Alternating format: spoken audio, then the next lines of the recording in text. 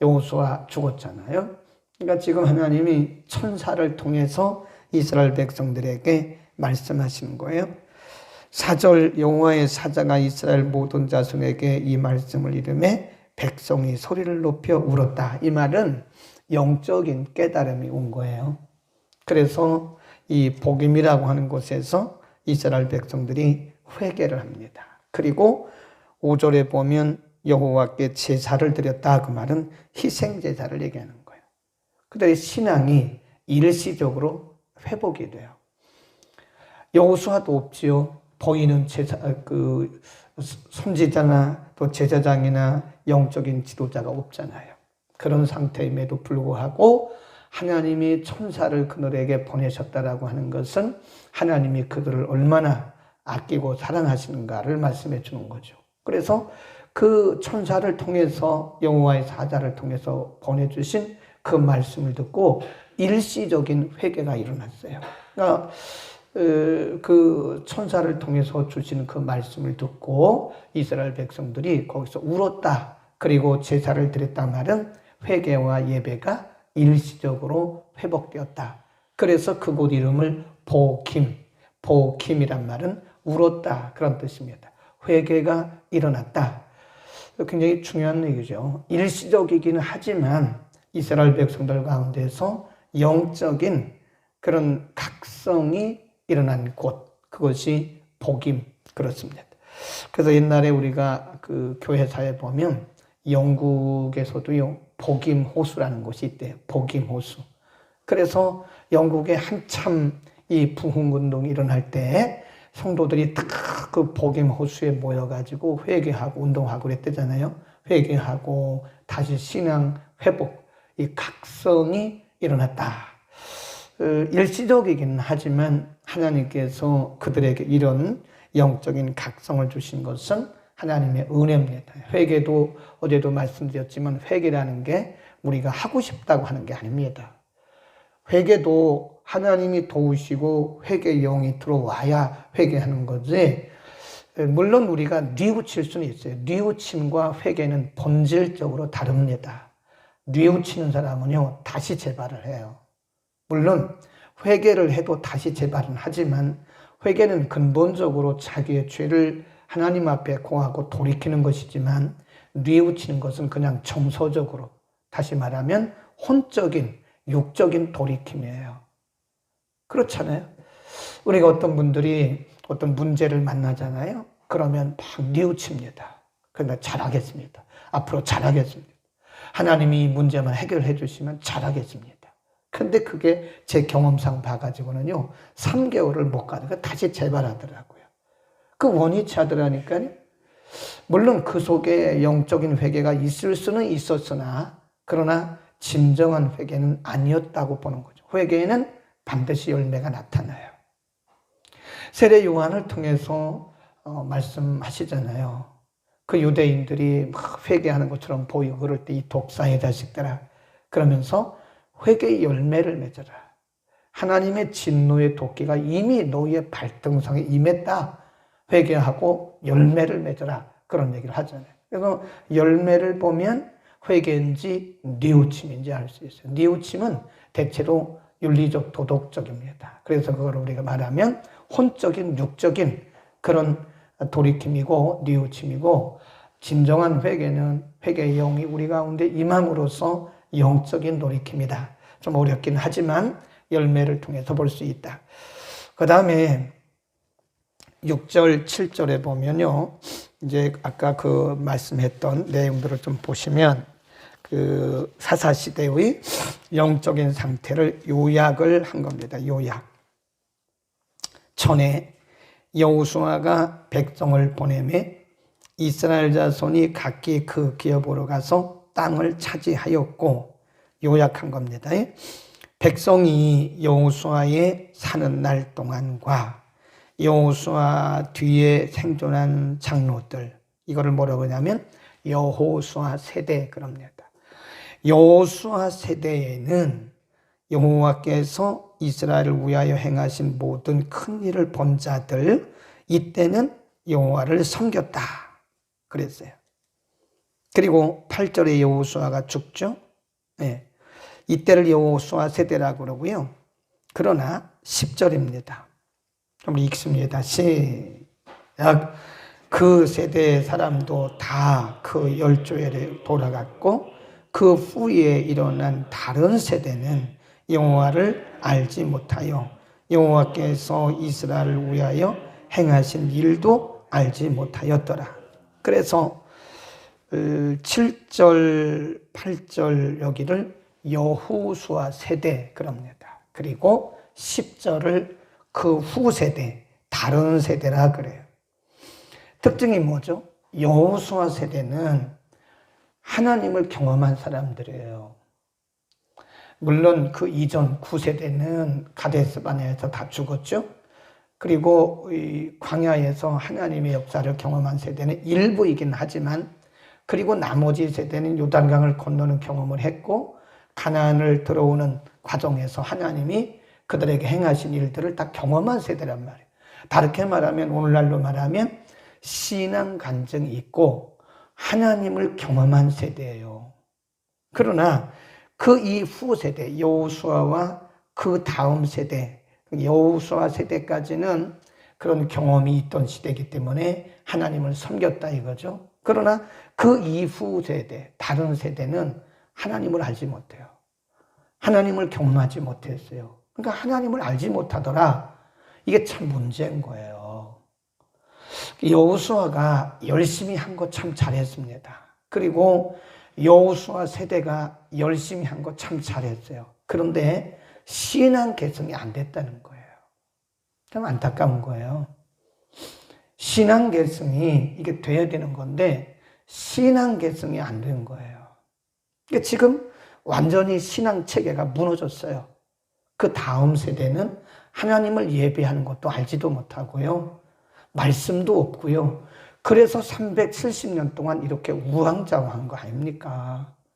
어떻게 말해서 1세대인 여호수아와 그 다음 세대, 2세대인 그 다음 세대까지는 그래도 여호수아와 함께한 세대들이기 때문에 하나님을 안다 이거예요. 그러나 그 3세대에 가서는 이게 끊어졌어요. 신앙의 맥이 끊어진 겁니다. 다른 세대. 오늘 본문에서 여호수아 세대, 그리고 그 다른 세대, 이게 굉장히 객관적으로 볼 때 차이가 난다.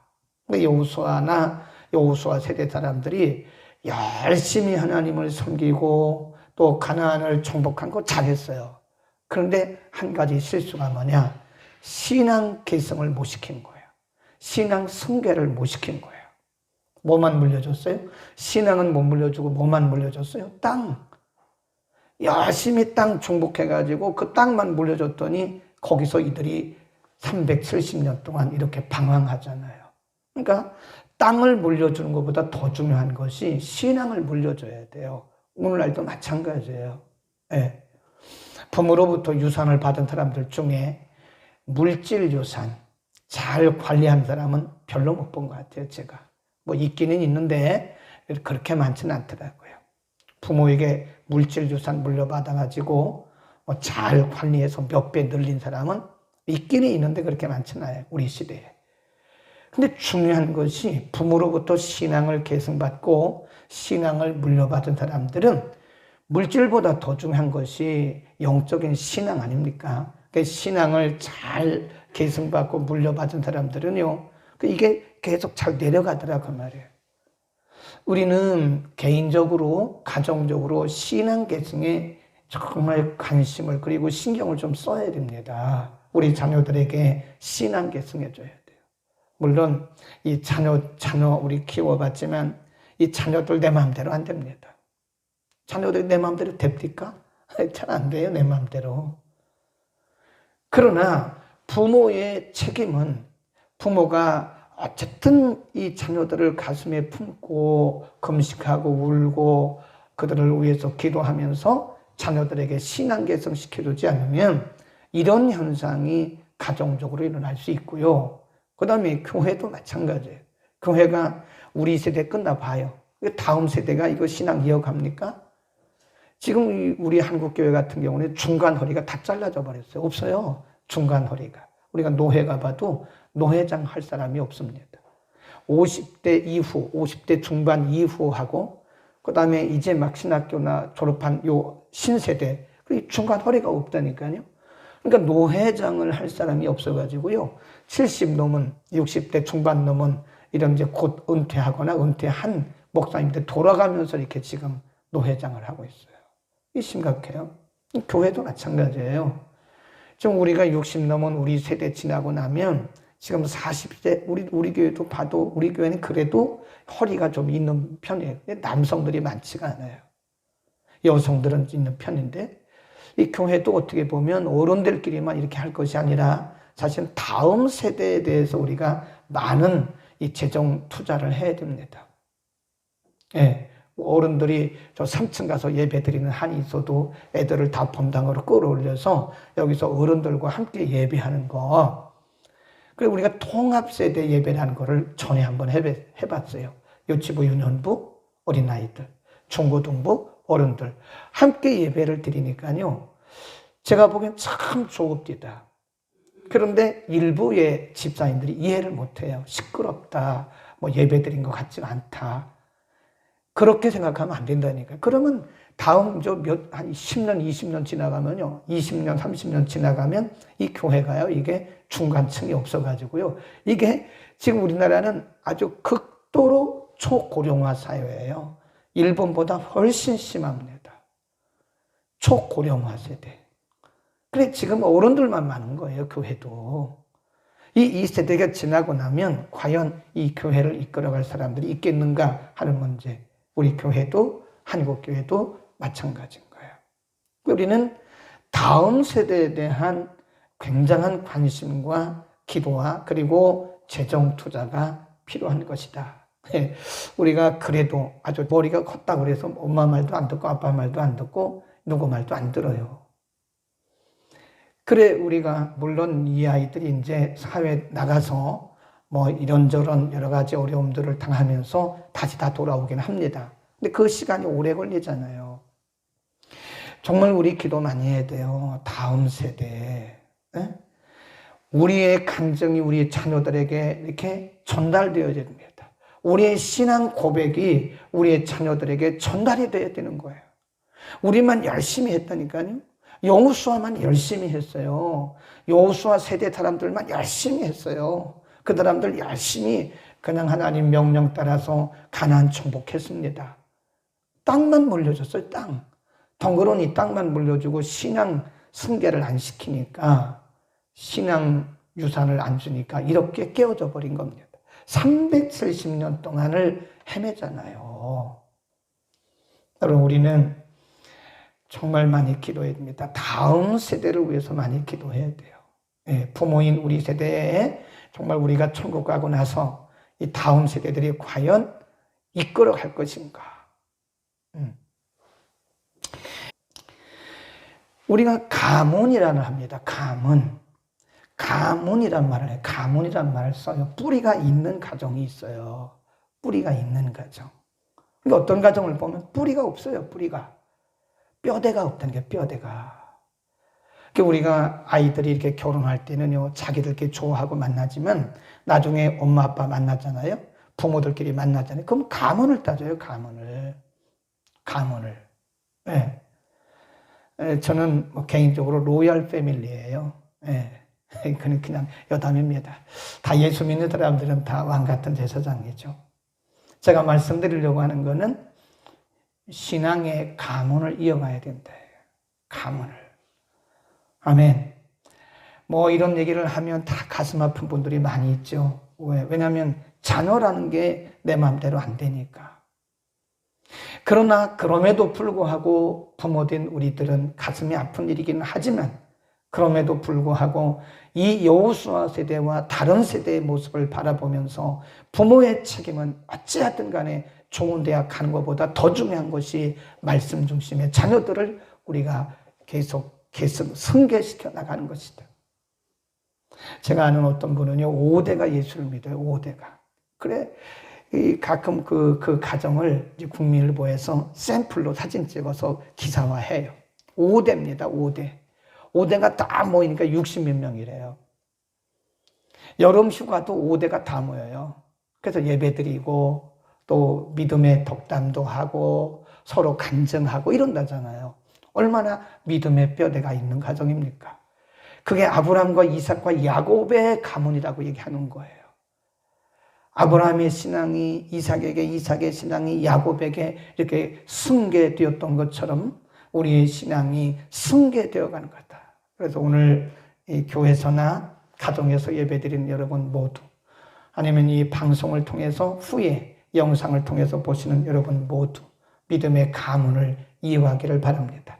이왕이면 믿음의 명문가를 이루어야 돼요. 5월이면 가정의 달에 많은 분들이 그 비유를 들고 예화를 드는 예화가 하나 있어요. 뭐 저는 별로 그렇게 들지는 않는데 한두 번 들었던 경험이 있어요. 어떤 사람이 1대 2대 해가지고 자녀들에 대해서 그 조사를 했대요. 그 1대 2대 예수 믿은 사람, 그리고 1대 2대 3대 예수 믿은 가정, 그리고 이쪽은 전혀 예수를 안 믿는 가정. 부모 때는 같아요. 부모 때는 이쪽 가정은 예수 믿는 가문이고 이쪽 때는 예수 안 믿는 가문인데 이쪽하고 이쪽하고는 이제 거의 비슷한 연령대에 비슷한 사회적인 신분을 가진, 예를 들어서 여기가 변호사고 여기도 변호사예요. 근데 여기는 믿는 변호사고 여기는 안 믿는 변호사예요. 그러니까 믿는 변호사는 3대를 쭉 자녀들을 조사해 보니까요, 거기서 나온 사람들이 그 사회의 대부분 지도층 인사들이더래요. 안 믿는 변호사의 가문을 조사해 보니까 나중에 보니까 가정이 깨어지기 시작하는데 거기에 뭐 전과자도 나오고 강도도 나오고 뭐 별 사람들이 다 나오더랬잖아요. 그러니까 이 세대는 같은 변호사였는데 이게 믿음의 계승이 되느냐 안 되느냐에 따라서 이 가정은 계속 점점점 번성하는 가정이 됐고 이 가정은 깨어져 버렸다. 다 깨어졌다는 거예요.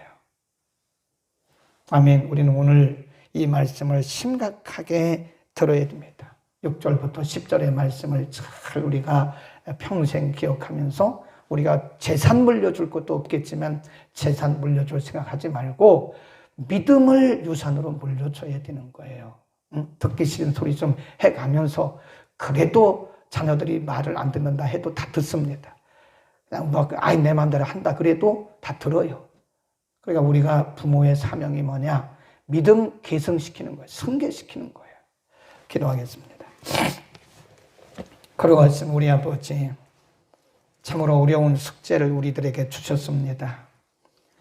우리 몸에서 태어난 자녀들이지만 우리 마음대로 할 수도 없고 또 우리의 계획대로 되지도 않습니다만은 하나님 우리에게 오늘 여호수아 세대와 그 다음 다른 세대를 보여주시면서 부모된 우리들이, 먼저 믿은 우리들이 우리의 자녀들에게 그리고 그 다음 세대들에게 믿음을 잘 승계시켜서 믿음의 유산을 저들에게 잘 줌으로 인해서 우리 주님 오시는 그날까지 우리의 가정들마다 믿음의 가문이 끊어지지 아니하고 이어지도록 하나님 축복하여 주옵소서.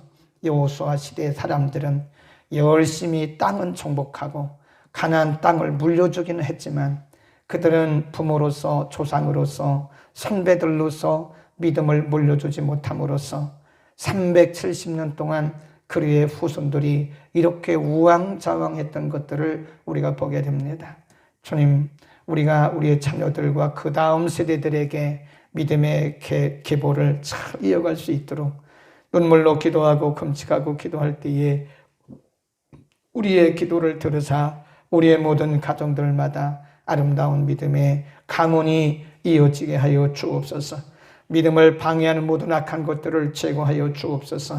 자녀들의 사상을 어지럽히는 이 세상의 잘못된 사상으로부터 저들을 해방시켜 주소서. 온 가정이 다 아름다운 믿음의 반석에 서도록 우리 모든 성도들의 가정마다 하나님 은혜를 더하소서. 어떤 분들에게는 가슴 아픈 이야기가 될 수도 있습니다. 그러나 하나님께서 은혜 주소서. 모든 가족들이 다 믿음의 가문을 승계해 나가도록 우리 주님 오실 때까지 은혜 베풀어 주옵소서. 예수 그리스도의 이름으로 기도드립니다. 아멘.